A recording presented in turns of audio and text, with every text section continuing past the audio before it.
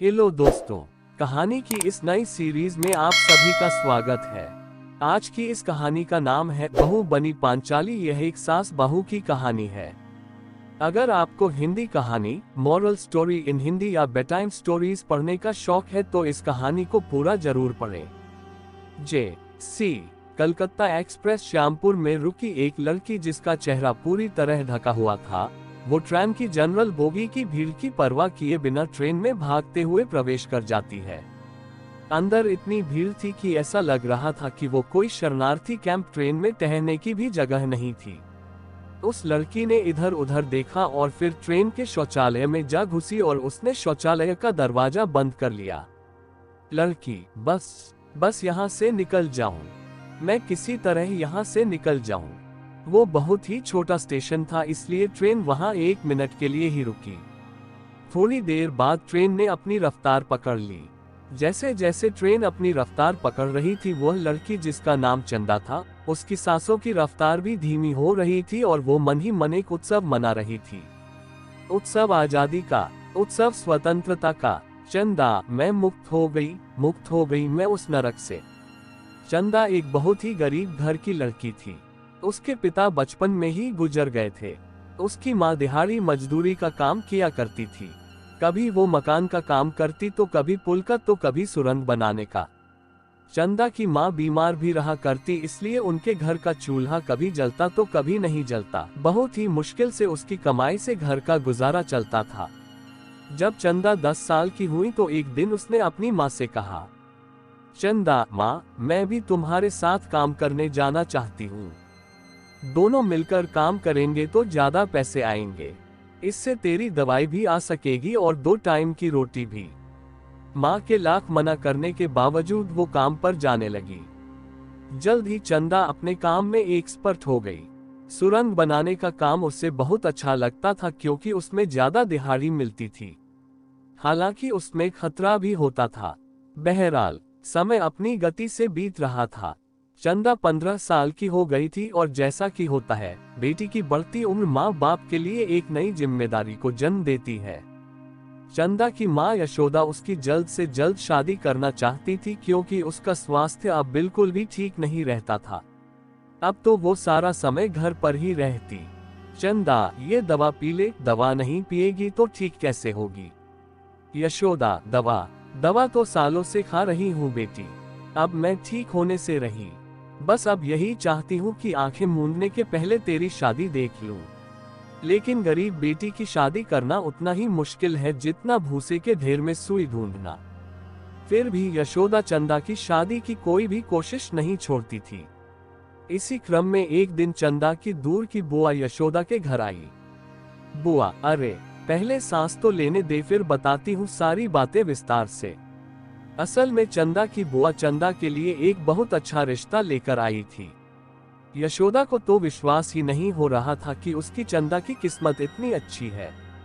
बुआ, अरे यशोदा, कितनी बार कहूँ, उन्हें मैंने दिखा दी है चंदा की फोटो। चंदा उन्हें बहुत पसंद है। यशोदा, और लेन देन? बुआ, फिर वही बात। अरे कहा ना, अभी लोग अच्छे खाते पीते घर के हैं, उन्हें 1 रुपया नहीं चाहिए। बस 2 जोड़ी में चंदा को विदा कर दे।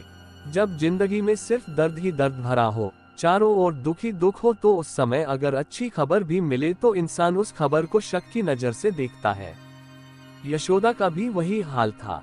उसे उस दिन तक चंदा की शादी की बात पर यकीन नहीं हुआ जिस दिन तक उसके द्वार पर बारात नहीं आ गई। यशोदा, बेटी, हम दोनों ने जीवन में बहुत ही तकलीफें देखी है। ईश्वर करे तुम्हारे अपने घर में तुम्हें सारी खुशी मिले। इतनी खुशी मिले कि तुम अब तक की सारी तकलीफें भूल जाओ। अपनी माँ से ढेर सारा आशीर्वाद लेकर चंदा अपने पति मोहन के घर श्यामपुर आ गई। मोहन के पिता का देहांत कुछ साल पहले हो गया था। मोहन की माँ शीला देवी बहुत ही कड़क मिजाज औरत थी। जैसे ही चंदा ने इस घर में प्रवेश किया तो उसने साफ साफ चंदा से कह दिया,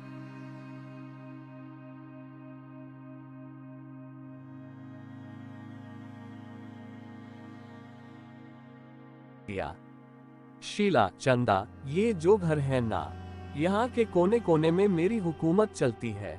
मेरी मर्जी के बिना यहाँ एक पत्ता भी नहीं हिलता और घर ही नहीं पूरे श्यामपुर में शीला देवी यानी मेरा राज चलता है। इसलिए कभी भी भूल से भी अपनी मर्जी यहाँ चलाने की कोशिश मत करना।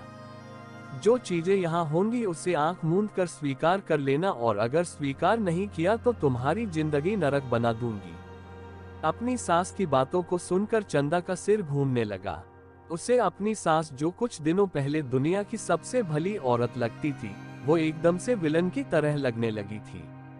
शादी के पहले जब शीला देवी चंदा को देखने उसके घर गई थी और चंदा ने उसके पांव छुए थे तो शीला, अरे तुम मेरे पांव छुओगी? बेटी देखो, तुम उस घर में विवाह करके जा रही हो जहां बहू को बेटी की तरह रखा जाता है। चंदा बेटी, बस एक ही बात तुमसे कहना चाहूंगी कि अगर शादी के बाद तुम्हें उस घर में जरा सी भी दिक्कत हो तो सबसे पहले मुझे बताना, क्योंकि तुम्हारी जिम्मेदारी मेरे ऊपर सबसे ज्यादा होगी। चंदा, जरूर बताऊंगी माँ जी। शीला, और हाँ, ये लो 2 लाख रुपए है, इसे तुम रख लो। शादी ब्याह में बहुत पैसे खर्च होंगे ना, इन पैसों से तुम्हें जो भी लेना हो ले लेना, महंगी साड़ी गहने जो भी लेना हो। अगर पैसे कम पड़े तो मैं और भिजवा दूंगी। यशोदा की तरह चंदा को भी अपनी किस्मत पर भरोसा नहीं हो रहा था, लेकिन सच्चाई तो यही थी कि उसकी शादी श्यामपुर के सबसे अमीर घर में हो रही थी। लेकिन चंदा को ये पता नहीं था कि जिस किस्मत पर वो शक कर रही है उसकी उसी किस्मत ने अपने नुकीले नाखून निकाल रखे हैं जो आगे चलकर उसकी जिंदगी को नोच नोच कर उसके शरीर से लेकर आत्महत्या को दर्द देने वाले हैं। शादी के 1 सप्ताह बाद की बात है। मोहन शहर गया हुआ था और उस दिन शीला देवी ने चंदा को ऐसी बात कही जिसे सुनकर उसकी रूह कांप गई। चंदा, ये क्या कह रही है आप?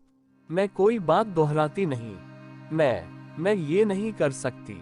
अरे कैसी माँ है आप जो अपने बेटे की पत्नी को किसी दूसरे के साथ सोने के लिए बोल रही है? शीला, चंदा, जो बोल रही हूँ वो करो, क्योंकि उसके अलावा कोई चारा नहीं है तुम्हारे पास। चंदा, अरे अजीब जिद्दी है आप, क्या दिमाग खराब है आपका? मैं कोई बाजारू औरत हूँ जो आप मुझे इस तरह से किसी गैरमर्द के साथ सोने के लिए कह रही हैं? चाहे मेरी जान चली जाए लेकिन मैं ये नहीं करूंगी, और आने दीजिए आपके बेटे मोहन को, मैं उन्हें पूरी बात बताती हूँ। चंदा की इस बात पर शीला जोर जोर से हंसने लगी और हंसते हुए ही उसने एक जोरदार चाटा चंदा के गाल पर मारा। शीला, सुन, मोहन मेरा बेटा नहीं है, वो मेरा प्यादा है, प्यादा, और उस प्यादे के कारण ही तो मैं ये दुनिया सालों से चला रही हूँ। शीला देवी एक बदमाश औरत थी। श्यामपुर में उसका काफी दबदबा था।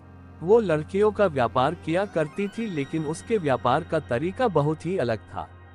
उसका प्यादा मोहन पहले लड़की से शादी करता और फिर उसे यहाँ ले आता और उसके बाद शुरू होता उस लड़की के शोषण का सिलसिला।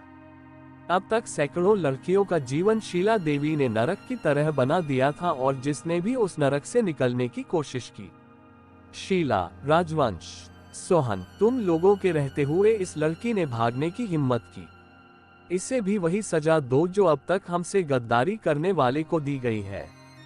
शीला के ऑर्डर पर उस लड़की के शरीर में पत्थर बांधकर उसे कुएं में डाल दिया जाता था।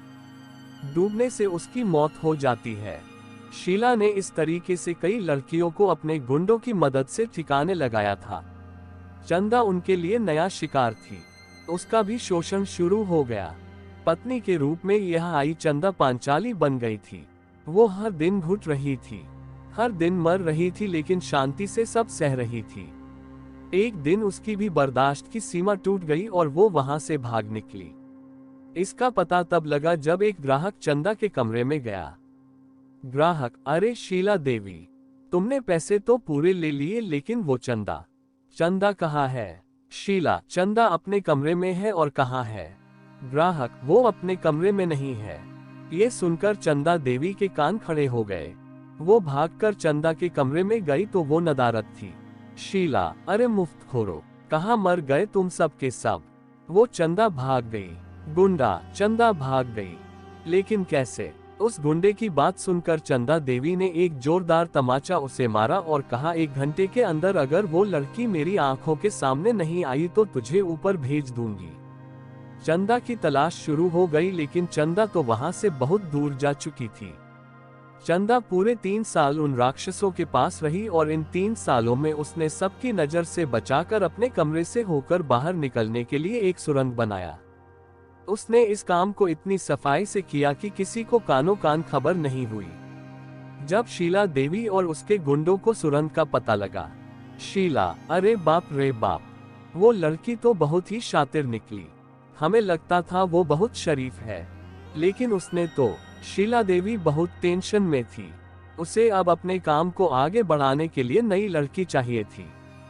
दूसरा, उसे इस बात का भी डर था कि कहीं चंदा पुलिस को उसका राज ना बता दे। लेकिन उधर चंदा ने शीला देवी के पूरे गिरोह को खत्म करने के लिए अलग ही प्लानिंग की थी। उसने वहां से भागने के पहले ही रसोई घर जाकर रसोई घर के गैस की पाइप को काट दिया था, जिससे गैस धीरे धीरे करके निकल रही थी। एक रोज जब शीला देवी के कहने पर उनका रसोईया खाना बनाने गया और उसने गैस ऑन किया तो एक जोरदार ब्लास्ट हुआ और शीला देवी के मकान सहित उसकी पूरी गंदी दुनिया उसमें जलकर खाक हो गई।